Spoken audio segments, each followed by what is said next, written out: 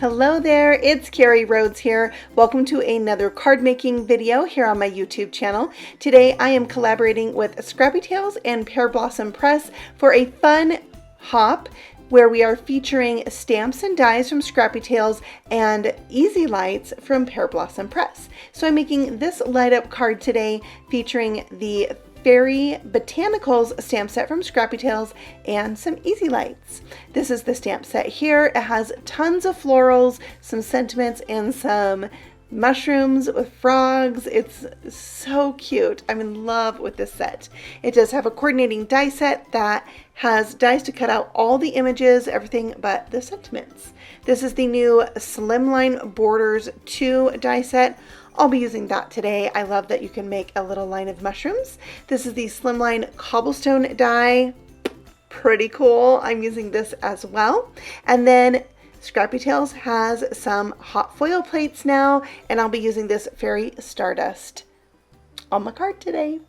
All right, from Pear Blossom Press, I got this 5-pack of easy lights and some essential gel pens. There's also this bag I love that they have that holds markers, but you could pretty much hold anything in it, but it has this slide up and down feature, so you can slide it down and it'll stand up on your desk. Mine was sent to me flat, so it needs a little poofing up and then it'll stand up really good. All right, so let's get started with the card. I'm going to do some ink blending for my background to create a night sky. I have chipped Sapphire Distress Oxide ink that I'm going to bring down about 85% of this card, maybe 90. I'm not good with percentages, but a lot. And then I have some black soot I'm going to bring down just part of the way, kind of blend the two together so it goes from dark to light on this night sky. I'm going to spritz that with some water to bring out that oxidization. I can't say that word. You know what I mean. I'm going to set that aside to dry and get ready to hot foil this background. So I need to cut this foil. This is Aura foil. It is my favorite. I want to cut this so that it fits my card. I don't need a lot of excess foil that can cause me to hot foil my plates. You'll see what I mean when I bring out my plates. So I'm using this quick trimmer from Spellbinders. I'm using the little lip on the back of that top plate and butting it up against the cutting mat. And then I brought out the foil blade and I can put it in that groove and just cut that the perfect length. And then I'll reposition it and cut it to the perfect width for my card. So I'm going to just drag that down the groove and cut my hot foil, and then I have an extra piece I can use later. So I'm going to bring out my background, have that face up, put the foil on it pretty side up, and bring in my hot foil plate. I'll put that so that the pattern is face down onto the pretty side of the foil. Just deciding like which way I want it to go, and then I'm going to tape that in place with a little bit of low tack tape. My hot foil machine is heating up there over on the side, so I'm going to turn this over, put the plate right on the hot foil system. I'm going to press the timer and add my 2 plates on top of that. Once that timer goes off, about a minute later, you want to remove that whole thing from the dock, run it slowly through your die cut machine forward, and you can also do back if you want. Just make sure you're going really slow and it doesn't get bumpy, or it could move a little bit and foil where you don't want it to foil. So let's take a look at what I've got here. When I remove this foil, I have something I love. Even though a few of the stars only foiled on the very tips, I would next time using this plate use a shim like this. It's just an old piece of cardstock, and that will help give it a little bit more pressure. So now let's do some stamping. I'm going to take out the largest of the mushroom images and the smaller one and one flower from this set. You will see that I stamped out some sentiments, but I actually did them in a different way. Once I started putting the card together, I decided to change it up from my idea. I am stamping this onto some Heffy Doodle white cardstock. It is super smooth cardstock. It's what I used for my ink blending and my hot foiling. It's the best cardstock I have found for hot foiling, by the way. Also, because it's so smooth, I decided I wanted to play with it when using my Zig Clean Color Real Brush markers, which is what I'm doing right now. They're a water-based marker. They work best on Bristol smooth paper, but I thought they probably would do a really good job on this paper, and I've been wanting to give it a try, and today is that day. So I am coloring these out with some dark red colors. I wanted everything to be a little bit darker because I'm going for that kind of nighttime scene. So that's why I started out with a pretty dark red on this little, I want to call it a toadstool because there's a frog on it. And so I used 3 different shades of red here, and then I got that kind of dark to light with still a little bit of a highlight there because it is a very starry bright sky night, right, with the lights I'm putting in there. So there it is. I will put all the markers I used in the description box below for you, so you can check those out if you're really interested in the zig markers. So I'm just going over this again to really intensify that shadow.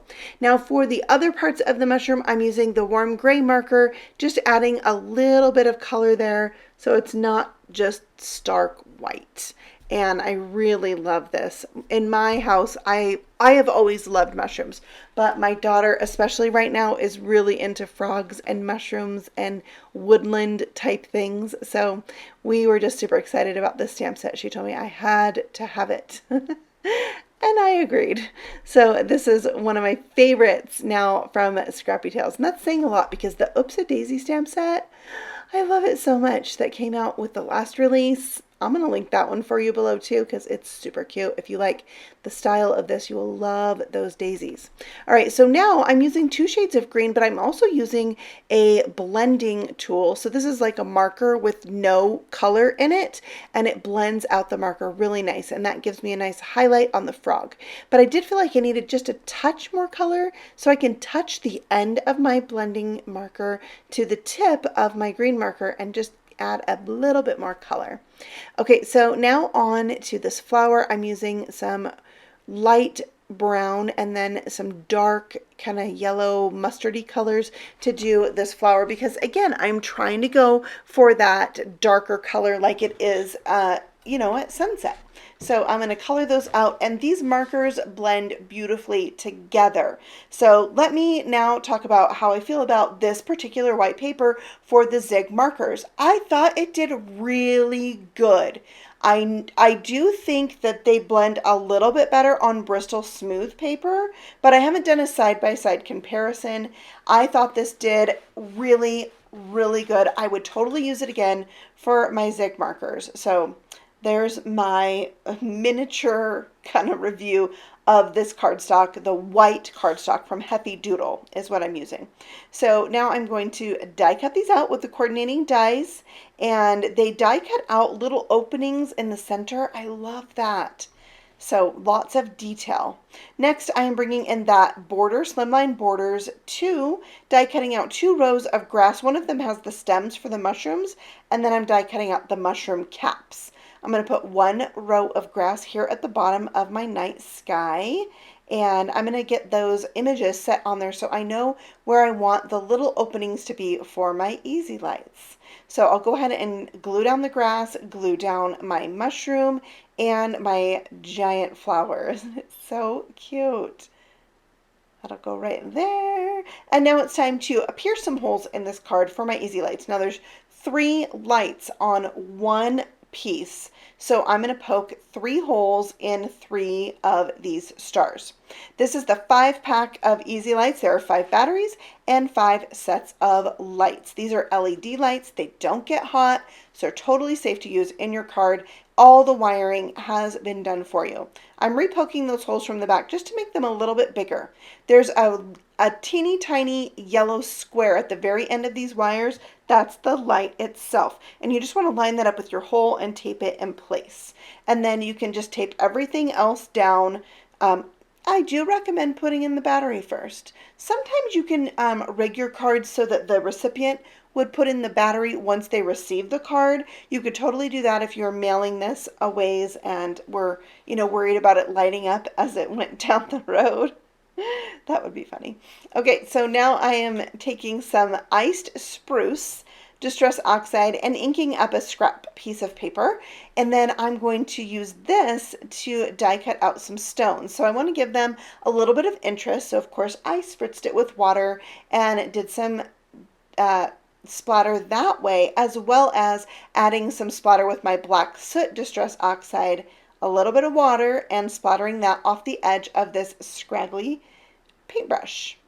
Off the edge of it. You know what I mean, right? Yeah. Okay.